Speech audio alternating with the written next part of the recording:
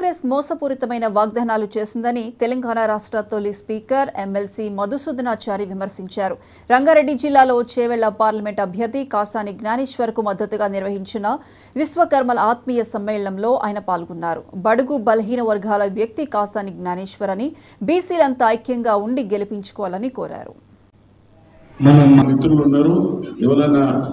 నేను స్పీకర్ గా ఉన్నప్పుడు అసెంబ్లీలో విశ్వబ్రాహ్మణులు ఎవరైనా మెయిన్ గేట్ కాదు రాగానే పరిష్కరిస్తూ లేదా చేసినట్టు నటిస్తూ నమ్మిస్తూ మొత్తం స్కీములు చేసినటువంటి దుర్మార్గ మాటతోని తెలంగాణ సమాజాన్ని వంచేటువంటి ప్రయత్నం చేస్తా ఉన్నారు.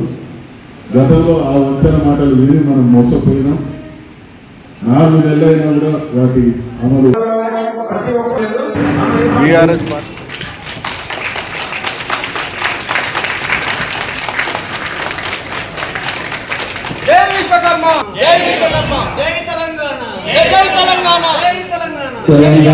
జరిగింది.